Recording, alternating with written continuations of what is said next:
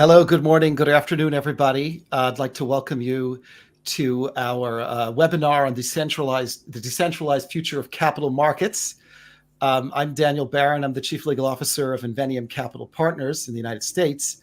And I'm excited to share the very, very diverse cast of panelists that we have across different disciplines who are able to share their vision for the future with us today. And I'd like to invite them to introduce themselves one by one. We'll start with Eduardo. Please tell us a little about yourself and your business. Hello, Daniel. Thank you very much for the opportunity of being here. My name is Eduardo Pena Vina. I am the CTO of Reclosure. And basically what we do is we tokenize real-world assets, in particular high-value commercial real estate. So we accompany the customer from the very beginning, from the onboarding of the property. We take care of all the legal checks, and we mint our own token. So for that, we developed our own protocol in order to enforce the payment of fees, the payment of dividends. And in addition, we have the exchange to sell the token both in the primary and in the secondary market. I am myself the CTO of the company, and my background is unexpectedly very technical: AI, big data, blockchain development, and all that. Thank you very much. John, please welcome Jonathon Chambless. Please introduce yourself. Tell us a little about Elevator Labs. Thank you. This is my third time on the Inveniam podcast, and I love every single invite. I get to invite some of the coolest people I know to these opportunities, and I'm excited to be here. Elevator Labs is a SaaS platform partnered with the Inveniam operating system. We intended to bring a pre-construction, post-construction data management system to the Inveniam operating system as a handover process. So attempting to match hash to hash pre-construction to post-construction handover. We're very excited to have more high-level builders such as Ralph today, globally renowned architect who understands the long-term implications of blockchain in construction management, and I'm happy to be in the middle of where all of the work is being done at the ground floor, the plumbing, and all of the fun, dirty physical traits of real estate that we're tying digital assets to. Okay, so John will be sending hard hats with his logo to all webinar participants. Please just ensure that we have a link by the end. Rick Bunker, who's with us at Inveniam, one of my favorite people in the whole world to work with, and I learn something every time I speak to him. And I'm going on record saying this. Tell us a little about yourself, Rick, and a little about Inveniam, and don't be shy, because you are the perfect combo of somebody who has a robust tech experience and development background and the capital markets. Well, thank you for that flattery, Daniel. I'll send you the money. I promised soon. So I only accept tokens. I'm Rick Bunker. I'm CTO here at Inveniam. I look after the product management and engineering. Just over 50 people. I've been working in software development in capital markets for a very long time. I worked earlier in my career at big institutions like Street Global Advisors, FEI Investments, a company that we sold to eBay. I've been CTO or CIO of 3 public companies, but in more recent years, I've liked working in smaller PE or VC-backed companies, finding the early stages of development and growth to be more fascinating. And Inveniam's role in the decentralization and edge computing of financial markets is about the data. None of these things work without trustworthy data, and our platform manages the people and processes to collect and perfect the data, as well as ways of storing zero knowledge proofs about those processes and the content of that data onto blockchain and making it available to people like Eduardo, to exchanges, so that when they say they want to facilitate secondary trading, the question is, well, you want me to buy one of these? What is it that you want me to buy? We have the answer. Or as Ralph and John can attest to, as a big infrastructure or construction project moves through phases, there's a lot of documentation required for various lenders. And in fact, it's true of any lender with covenants on their loans. And so we're all about getting that information right and structured and trying to make it trustworthy. Thanks. Ralph, tell us a little about yourself, a little about what you do, your industry. Great. Thanks, Toby. It's really a pleasure to be here. I've been following the series. I find it fascinating. I'm probably the outsider in this conversation, and I'm not coming from a financial or capital background, but a background in architecture and a long history of dealing with poor information. My career took a strange turn about 15 years ago, where I became interested in digitizing and structuring all the information about buildings and infrastructure. And so our company, ArcDocs, is a consultancy that works with clients and other architects and engineers and contractors, mostly in the capital delivery phase, to make sure that the information that is produced during those phases is available and useful. Because if anyone has been involved in the industry in any way, if you've built a house, or you'll know that there's endless problems with communication of information. And it's always the other guy's fault. So exactly, I'm looking forward to the day where we can, pin down some responsibility and culpability. Yeah. So that's my interest is in the information side of it, and the value of information. So most people would look at a physical asset and say that has value, but I suppose being an architect, I would say, well, that physical asset wouldn't be there in the first place if it wasn't for the information that brought it to being. And it's very difficult to maintain and operate that asset without the underlying information. So while people do look at the physical as the thing of value, I suppose my argument would be the underlying information has at least equal value to the physical. And thank you. And all of this is the perfect segue to Ira and Provenance, with whom we're proud to integrate at Inveniam.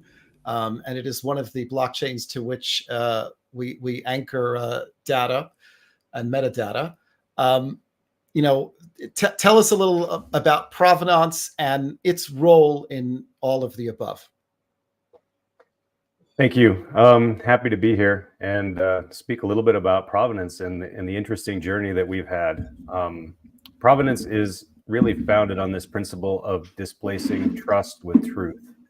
And what that really means is that we're focused on the process for the data that supports digital assets and how that's linked on chain, and the processes used to maintain it and the people used to maintain it, with the ultimate goal of having these high quality digital assets that can displace a lot of the trust in the middlemen in a process for financial assets or any other asset, really, where you've got to rely on people in the middle to do due diligence and check the status of assets. And so Provenance is started from this concept of displacing that trust with truth.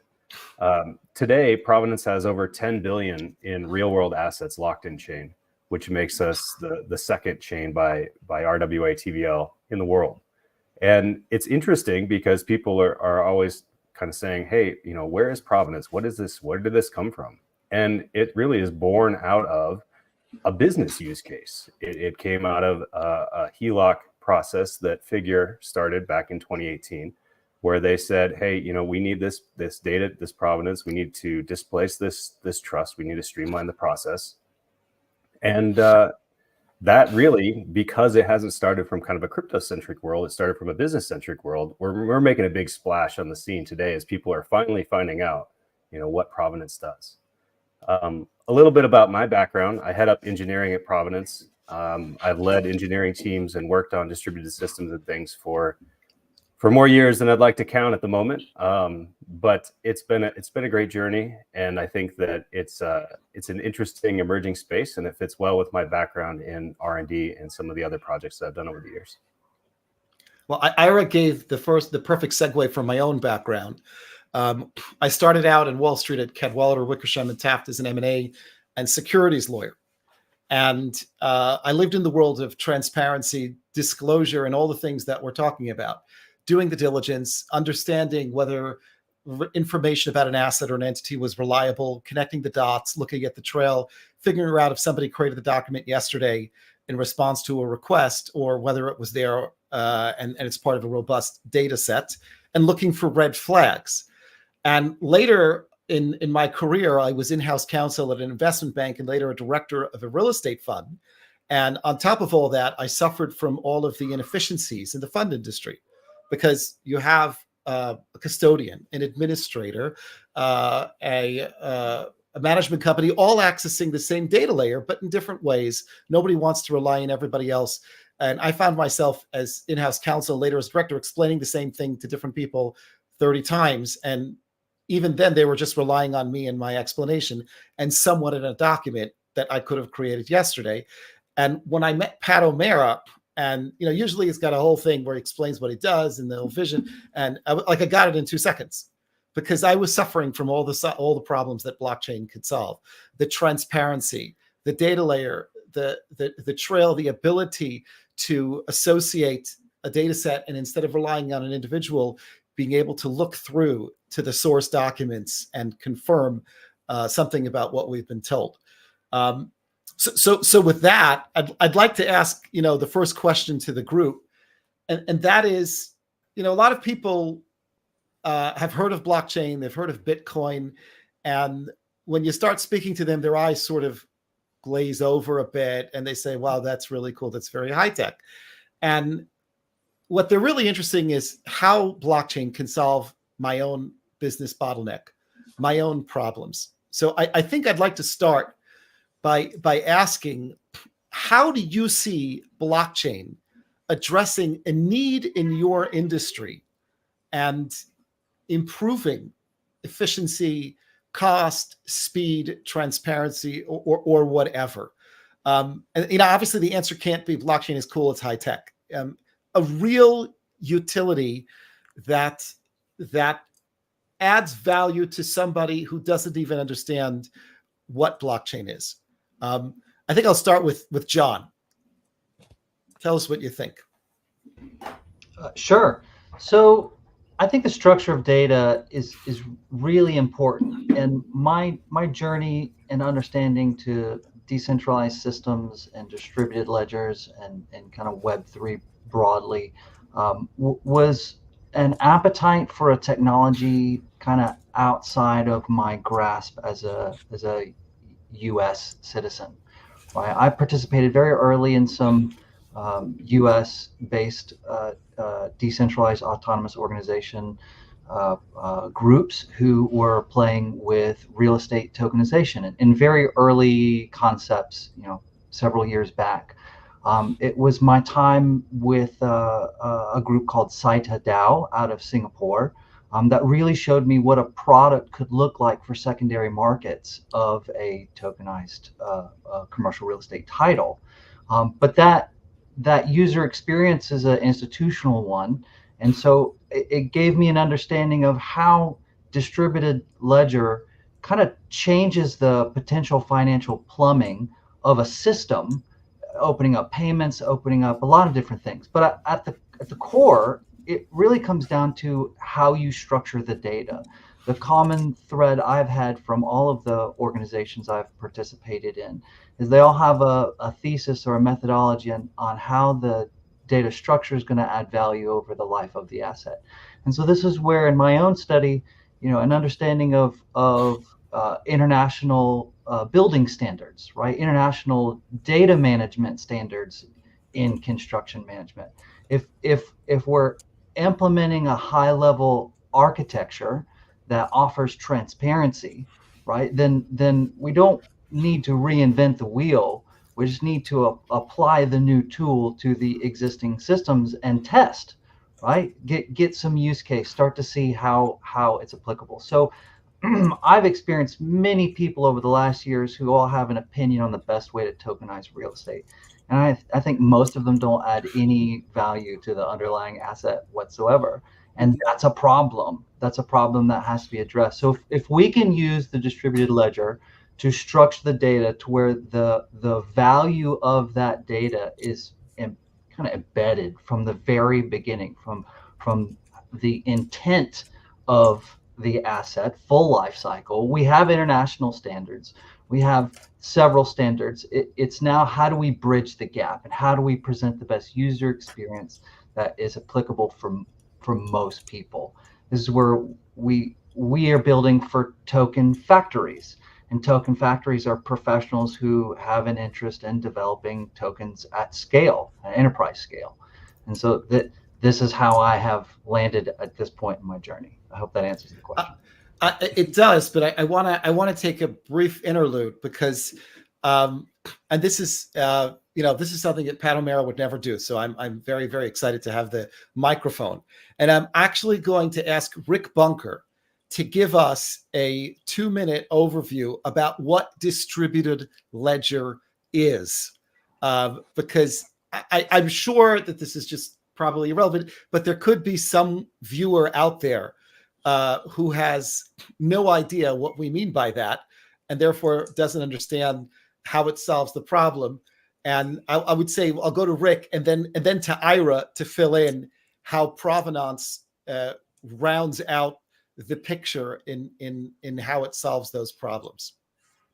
Well, thank you, Daniel, for putting me on the spot and having me explain distributed ledger in front of the CTO of a leading blockchain on the same call. So I would ask people to think about a ledger, think about their accounting background. And in accounting, when you make an entry to a ledger, you never erase it. If you find out that it's wrong, you put in another transaction, which is a reversing transaction, to change and correct. And to find the current truth, you start from the beginning and add up to the present, right? So that's a ledger. Blockchains are, and provenance is better than most, but fairly primitive databases when compared to something like PostgreSQL or Oracle or something, in the number of functions that they can perform and sophistication of queries and indexing, etc. But they're write-only ledger databases. So they're a place where you can record something, and there it stays, immutably recorded into the future. Now, what's special about them, as opposed to just taking a SQL Server and putting it in a closet and doing that, is that they're massively distributed. Many, many people run copies of these databases. And there are consensus mechanisms where they have to agree upon changes that are made before they save them. And then there are cryptographic techniques that are used that make it very hard to fiddle with it, right? So we don't just say you can only write it and it won't be changed, but they're sort of mathematically linked to what came before and what's come after. And so going back and changing something that was there 8 months or 8 years ago is nigh on impossible. It's too expensive computationally to do, and everybody else wouldn't agree. So what you end up with is a place where you can write something and be confident, not just because the Bank of New York says this is true because I'm the Bank of New York and I say it's true, but because 300 different institutions that are running nodes of this blockchain all agree, and because there are computations that are very simple to do that can prove the stuff fits in its chain. And so it becomes transparent, trustworthy, without an authority saying, believe it because I said so. Immutable place to store stuff, to write stuff. The first thing that people have used it for is for cryptocurrency trading, but call me heretic, in the long term, I think that's one of the least interesting things to do with this technology, right? I mean, there are people who live in much nicer houses than I and fly around in their own airplanes because of it, but it's sort of the first little thing we can do. The idea of creating a shared version of truth across borders, across companies, across anything, as a place to make a record of work that's been done or information that's been figured out, is super valuable. And that's what opens the doors. I'm giving you you said 20 seconds, so I've gone way over, but it's what opens the doors to the whole concept of decentralized finance, because when you don't have something like that, then you have to be in the inside group where Bank of New York says this is true and you believe it, or State Street says this is so, or and everybody has to do all their computing in via DTCC or in FIAC or something. Now it really can be spread around because the truth is spread around and an immutable record of what's done is spread around. And you're not reliant on one authority who could decide to pull the plug on you or could be hacked and that's right. lose it. And I put you first. First of all, I know you well enough to put you on the spot, but Ira, both questions about how the provenance blockchain functions in this context. And again, I always think it's better to express it in a way to people who don't necessarily know how blockchains work, and also the value add in general, as opposed to doing things through a centralized ledger system. And obviously, we'd love to hear about some of the features that provenance has that adds value throughout all of these use cases. Sure. So I kind of want to build a little bit on what Rick was saying here with maybe an example to help ground this for people. So Bitcoin is kind of the first well-known, everybody's heard of Bitcoin example of a blockchain that does something. And if we say at the simplest case, what is it doing? It literally is just keeping track of a whole bunch of different people's amount of Bitcoin. And I'm going to be taking generous liberties with my simplifications here, but bear with me. So all it does worldwide is say who owns how much Bitcoin. And as you can imagine, there's a lot of pressure on that to rewrite it. Like as Rick mentioned, I would love to live in that fancy house too, and I would love to have 1,000 more Bitcoin to my name or something. And so I might go and attack this Bitcoin network to see if I can rework it. And to put this in context, there's $1.4 trillion US dollars of market cap behind Bitcoin. So there's extreme incentive globally to break this thing. And this is important. As a lawyer, I have to say that we are not encouraging this. We disclaim all liability for the suggestion. Right. The reason Fort Knox has an armored division around it is because it needs protecting. Right. Sorry, go ahead. This is the important part. Like, this is the risk, right? This is the size of the target. It has not been broken.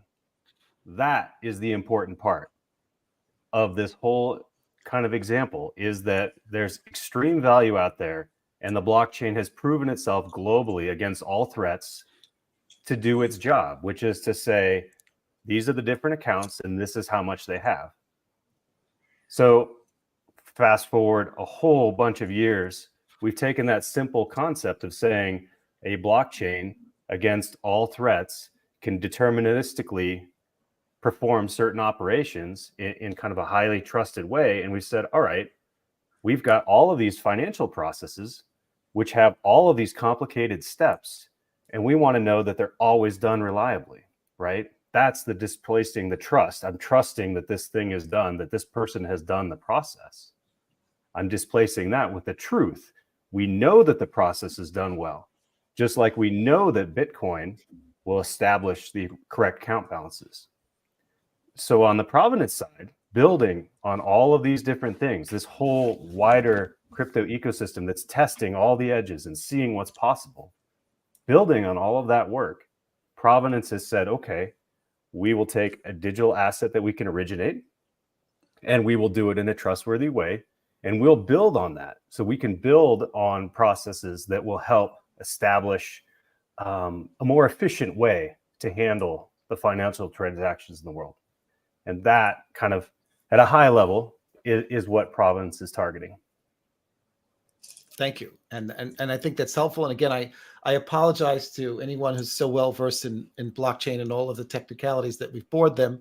But I always suspect that there's at least one person who needs to hear this and the light bulb will go off. So I appreciate it. So Eduardo, based on all of this takes us to you, and then we'll go to Ralph. But, we've got the ability to use a distributed ledger to track all types of asset information.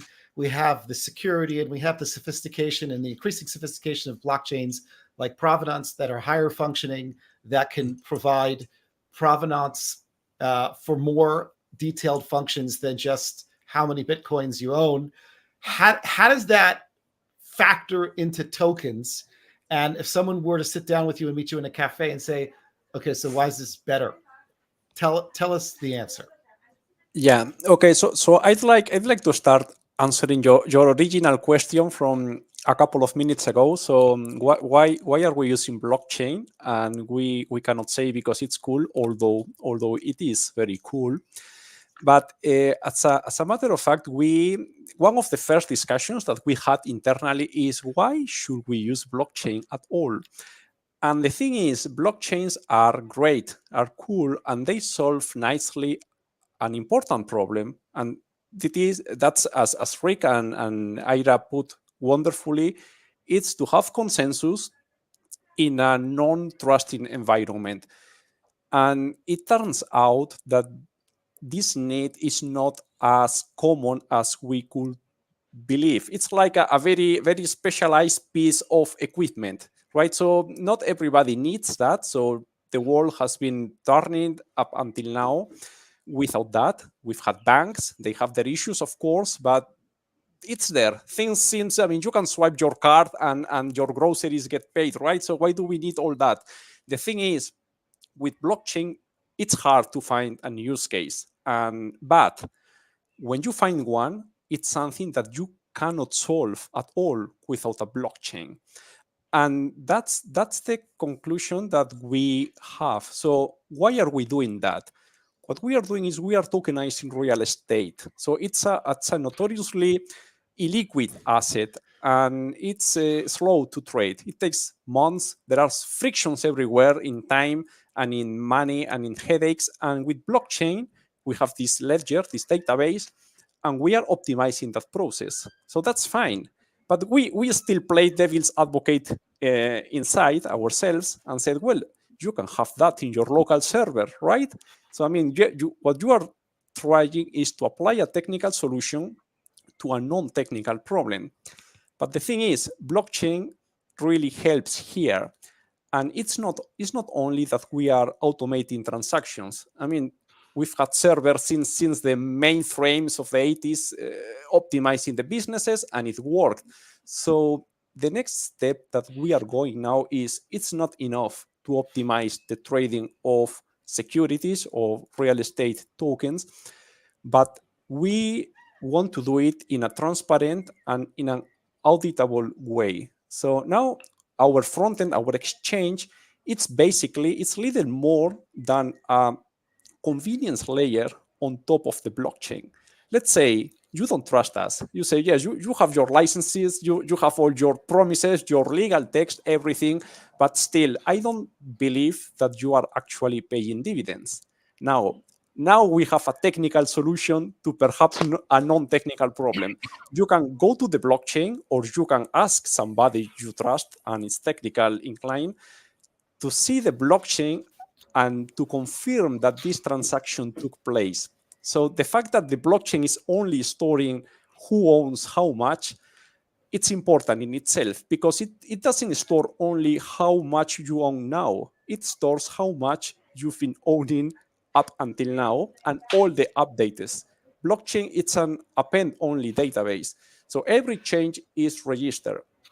In our front end, for example, when you see all the past payments, the dividend or the rent in the case of real estate payments, this data comes straight from the blockchain. We are not making that up. It's not stored in our PostgreSQL database. Maybe it was hacked. Who knows? Maybe we are not trustworthy. This information is read directly from the blockchain. So we have fully transparency and auditability.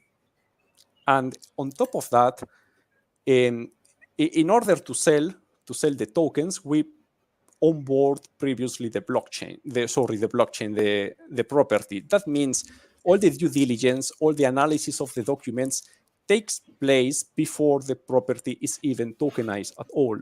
That means when the tokens are minted and are for sale, all the due diligence took place already. So users can come, everybody can come to the platform. Of course, they pass all the legal KYC regulations and procedures.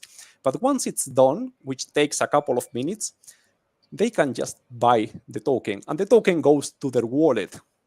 But even then, and myself as a CTO, I really want to push the tech and boast how technically inclined we are and say, this is the blockchain, use this private key, use your own wallet, don't trust anybody, you trust your own wallet. But even then, we decided not to sell the blockchain as it is. Blockchain for us, it's a boring piece of backend. It's the database that stores the transaction. So the user don't really deal with the blockchain. They pay in fiat. Internally, we convert this fiat to stablecoin, we mint the tokens, and we store the tokens in a custodial wallet of the customer. Now, the customer doesn't really need to know or care about that. All they care about is that they have the shares, if they want to call it like that. And all this information, again, is in the blockchain. It's public, but it's anonymous, and it's transparent, and you can really verify. I think that's the key word, verify. Like they say in Germany, the trust is good, but control is better. So if you really want to control, you go to the blockchain, you look under the hood, and you see that things are as we say.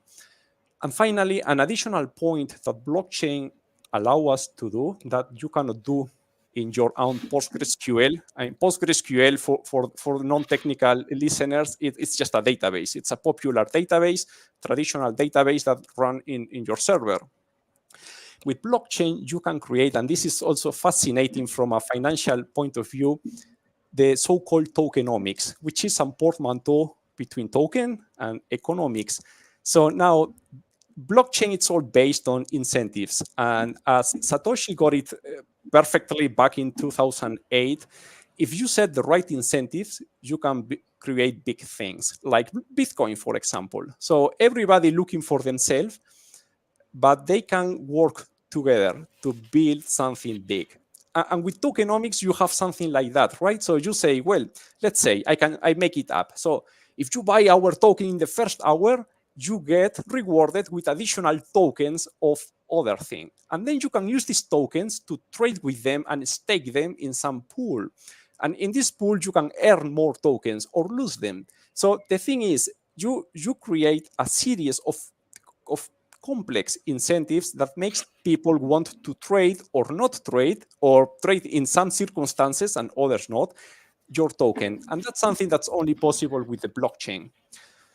I'm now answering your actual question at the very end about the provenance blockchain. I must admit I'm not terribly familiar with it, something that I'm going to change quickly.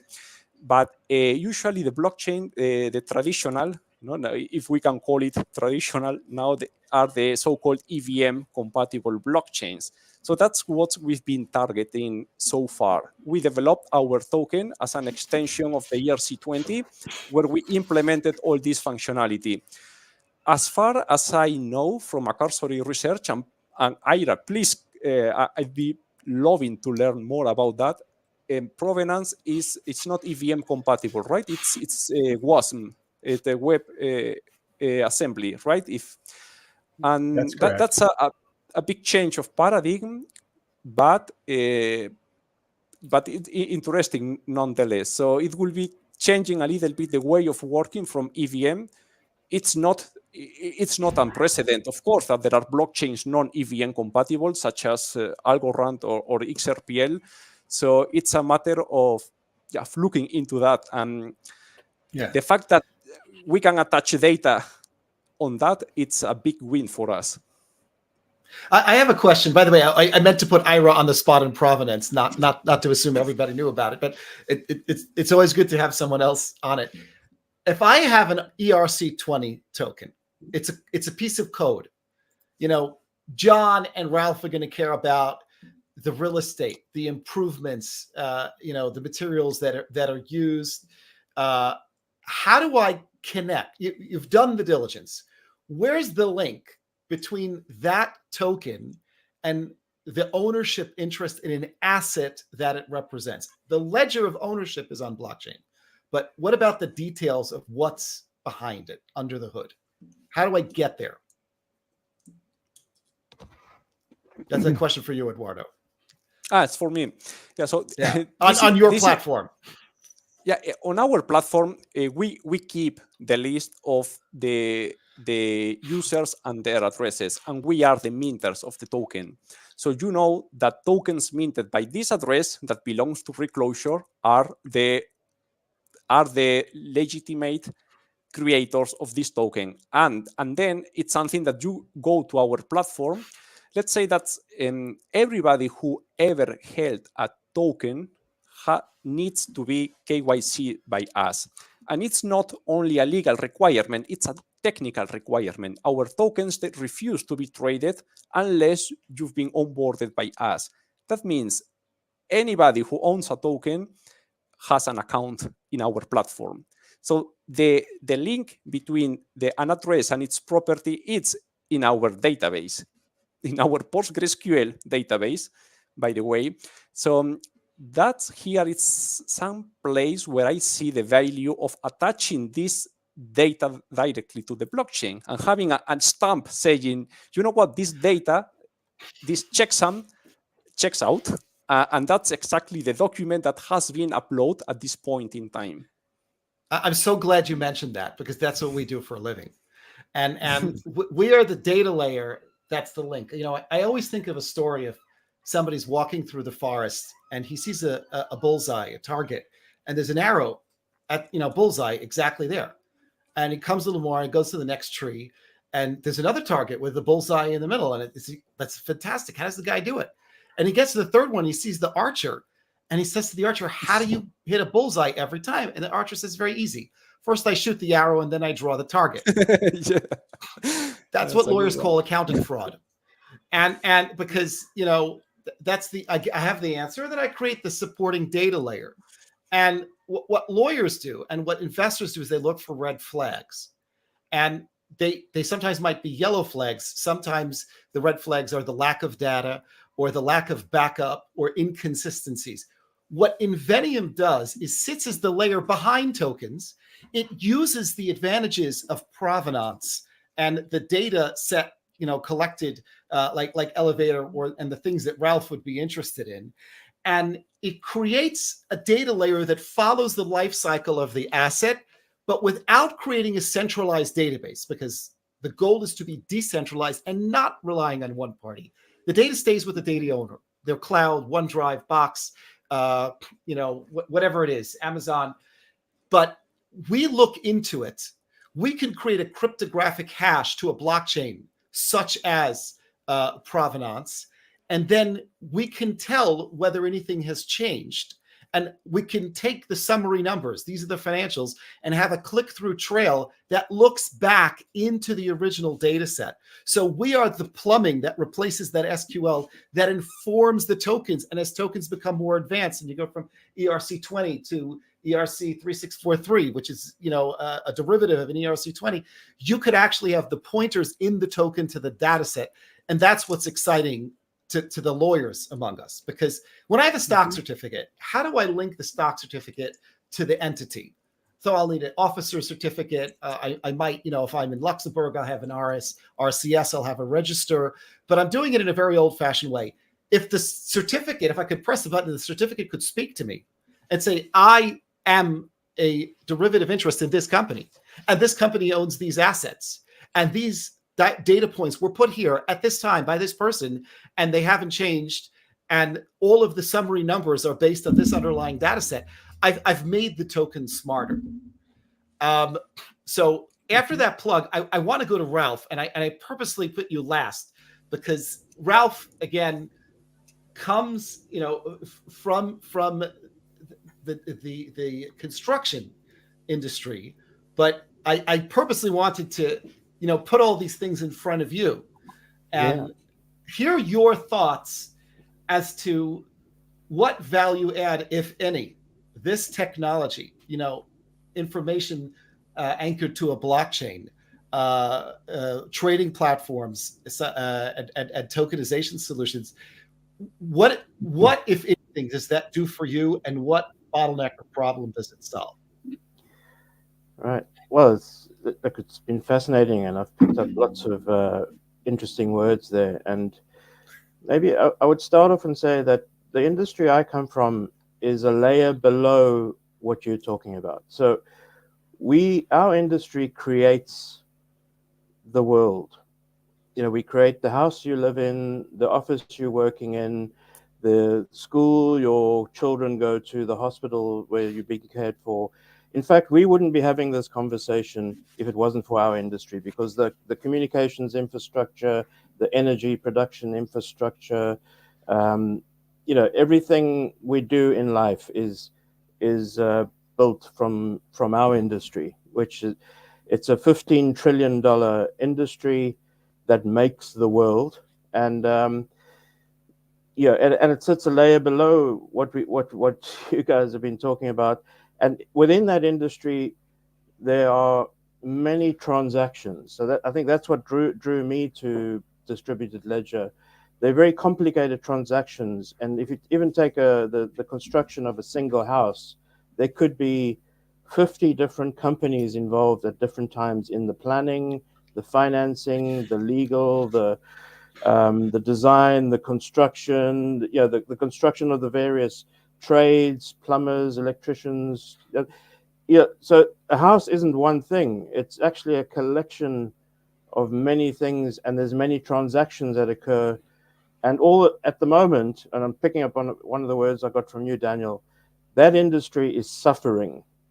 It's suffering from an inefficient transaction process. So the contractual transactions that occur to bring anything into being are very cumbersome, very paper-based, very old school, very corrupt, and not always intentionally corrupt, but corrupt in the sense of, picking up on your word, Ira, which was trust. The information that gets exchanged between these people at various times gets lost, or is not correct, or is incorrect, or is late, or so the trust within that complex infrastructure is very poor. And so it's like, if you're looking for a use case for a technology that brings efficiencies to transactions, while a $15 trillion industry that is doing most of its work in a paper-based way is probably a pretty good use case. And I suppose my interest in distributed ledger was in quality of information. So I wasn't coming at it from currency or capital or anything like that. I've spent my career having to deal with poor quality information, and what I call corrupt information. So it's information that's incorrect, it's late, it's not available, it's inaccessible, and that happens all the time because people will, because you have different companies, people say, I emailed you that data last week. No, you didn't. I didn't get the email. And within this $15 trillion industry, all these little stupid transactions are happening and they're not being recorded. And then you come along, Eduardo comes along and he wants to tokenize a piece of real estate. And you could have two buildings exactly in the same location in the city. And one, all you know about it is the rent roll and the electricity bill. You know nothing else about it. All the other information is out of date, it's lost, you can't trust it. And then the building next door to it, exactly the same location, but you know everything about it. You know the when last the air conditioning unit was serviced, when last the filters were changed. When will the warranty expire on that one unit within 1,000 different things that occur in that building. Now, in my mind, those two buildings, even though they're exactly the same physically and exactly the same location physically and both earning the same rent, they can't be the same value, because if you bought the one without the information, you might be replacing all the air conditioning units in 2 weeks' time. You don't know. So my argument is that information has value as much as the physical asset, and we should be buying and securing information as we go along. And that's not happening. What happens is architects design buildings, contractors take that information and they build the buildings. The information gets lost, corrupted, somebody buys the building, somebody takes over the building, and then they spend 6 months of due diligence trying to recreate or refine and of course, Daniel loves that because as a lawyer, he gets paid for doing that, and it's a wonderful source of income for everybody to operate in this wasteful, corrupt system. But it's a waste of money and time and energy. Well, it doesn't help the world, because it means that if somebody wants to buy a house, it's too expensive, or there's not enough houses, or if you want to send your children to school, there are not enough schools, or the schools of poor quality. So construction is too expensive, it's too slow, it's not sustainable the way we use materials, and from an energy point of view, it's probably we're contributing 40% CO2.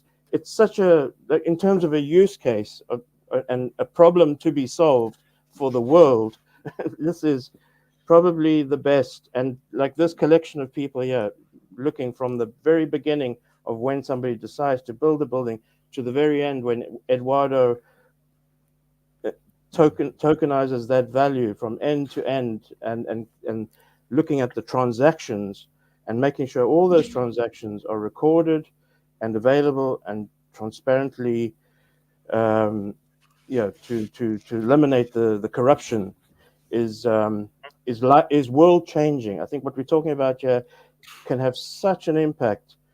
It's not cool, it's almost essential, I would say. A certain part of me is saying that, Ralph, I don't want to insult any of us, but he's been more effective in explaining the value add, specifically because he did not use a single technical term. But I know. A lawyer lecturing us on using jargon. I just want to put that in my calendar. It's June 6th, 2024.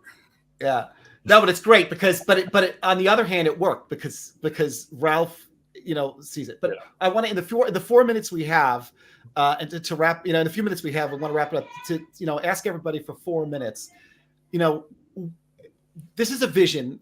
I think the future is clear here. I think the people on this webinar also agree. But what do we still have to accomplish? What are the hurdles in terms of technology?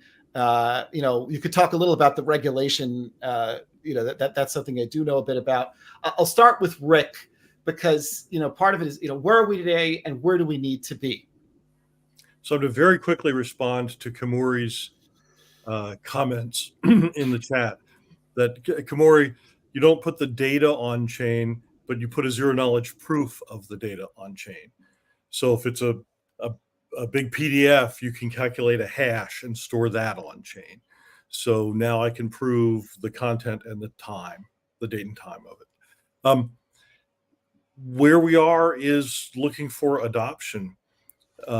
Among the people we see here, we've got Ralph, who has a vital real world use case. And Ralph, I loved everything you said. Just documenting something makes it worth more, right? I mean, that's the bottom line. And John, who's building an application to do something about that, and Ira, who's building the blockchain that does all that, and Eduardo, who can have the legal stuff around the tokenization and trading. We need adoption. We need to get people to stop talking about it and start putting money into it.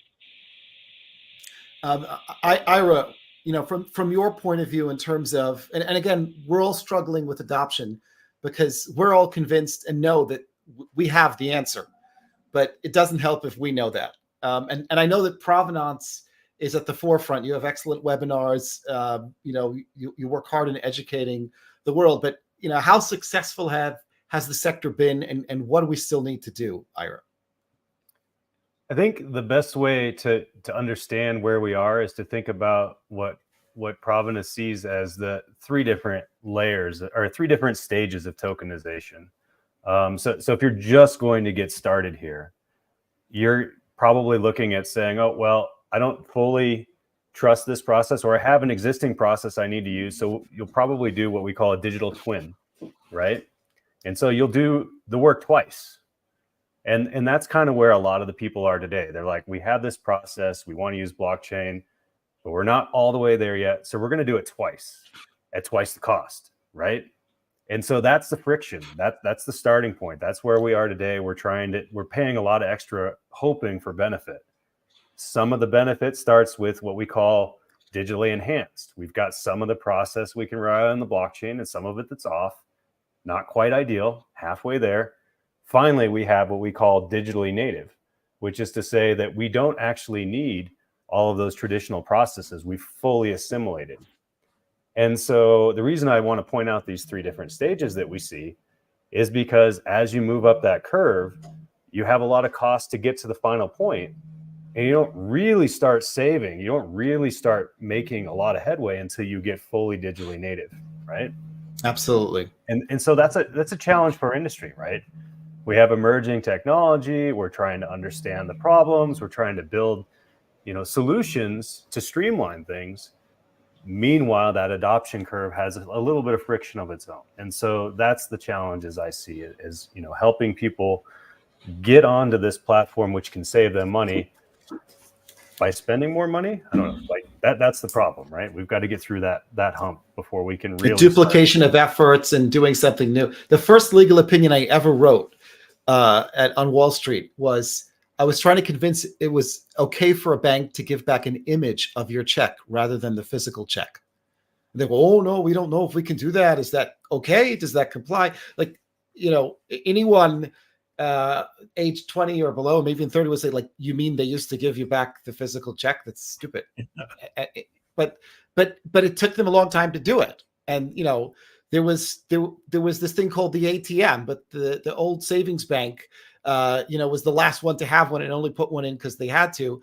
And until then, everybody was duplicating. So that's an excellent point. John, where are we today? Tell us where we need to be. And I know, based on what Ralph was telling us, in the construction industry, we're really only in the infancy of adopting this. But, what do you think? Tell us your view. Sure. Taking us to the context of this podcast, I'm bullish on hardware and IoT. I think software is fantastic, but I think hardware is going to continue to drive value at scale over time. So where I'm trying to get to is hardware, what we're calling our smart building systems. We also believe that as much native data on chain is best as possible, but how you do that takes a lot of thought and a lot of consideration.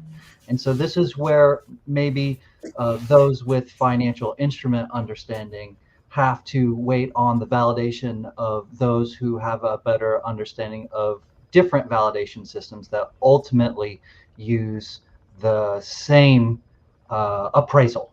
right? So if we're appraising a physical asset and we're appraising the digital asset, and then essentially appraising any data generated for that asset as it's generated in a token, that's real technical. And most people, they're not going to go that level. They're not going to command line interface.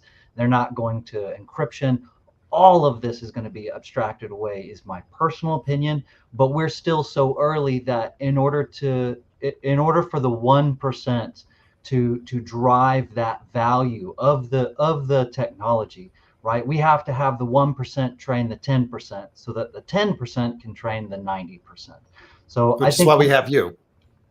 Thank you. I appreciate that is exactly, your role at sitting at the convergence of all of this. And we know a little about your business. So that is the mission statement. Okay. I think one last point. I'm sorry. I think really educating DLT native data for construction management is surprisingly easy if you put it into the right hands. So the where we are right now is not just getting it into everyone's hands, although I think the world would benefit it. It really comes down to putting it in the right hands first, so that if we're training models right now rather than building products, which in the age of AI we are, right? Then who do you want training your models? Do you want someone training your models who understand the banking side of real estate, right? Or do you want someone who understands the actual architectural understanding of that data? And where they bridge together is where I'm most excited. Excellent. Eduardo, the tokenization industry is close to our heart. And we know that every time we think it's going to take off, at least from the Inveniam perspective, it's soon. It hasn't grown as much as I would have intuited that it should. What are the hurdles, and how do we change it? So I'd say that, in my opinion, this industry, the blockchain, is extremely young. So it's not like it's 1 decade old. And things been changing a lot in that time. And just now, for example, listening to Ira, I just discovered that the provenance can provide even more features than what we had. That means the more you look, the more fascinating blockchains you find, and those that will keep coming in the next years, in the future. So the thing is, if you, let's say, go to Ethereum, the original Ethereum, the expensive one, and now there comes Polygon, or comes Algorand, or you take another look at the EVM support for XRPL. Well, I think I'm out of credits for jargon, sorry. But anyway, so the thing is, there are so many blockchains, and each one has their pros and cons, so that it's hard to choose one. And I think the market will go in the next years in making more mature the communication across chains. So, of course, there are bridges now, but those bridges, they are paying a high price in stability, in centralization, in trust, in failure modes. And we are still extremely early on that. And I think bridges will be a big factor in the future that will allow us to take the best of each blockchain. Thank you very much. And of course, I'll mention that Inveniam is obviously, we like provenance. We have a relationship with them, but we support many blockchains, and we're adding more all the time, so that you're not dedicated to one. I'd like to thank everybody for their time. And I think part of the answer to the question that I asked at the end is what we're doing now. It's thought leadership. It's education. And it's not only education among the industry experts, whether it's in tokenization or in the blockchain world or development, but it's in the construction world. It's in use cases, and giving people the confidence to not try us out, but have to do a shadow ledger, as Ira was saying, because then you're defeating the purpose. If we're not making people's life easier, it's not going to work. And if the blockchain is just a copy of some other ledger, then we're not unleashing its full potential. So the vision, and I hope that these webinars are great, because we've got to sell the message is this is it is a more efficient way of doing what we've been doing all along. And by sharing the word and by increasing, the set of things that you can do with technology, we will get the industry there. The question is when, how, and that's why we're here together. So thank you very much for your time. It was a pleasure to meet you, and look forward to staying in touch. Thank you very much. Thank you, Daniel. Thank you, everyone. Thanks. Thanks, everybody.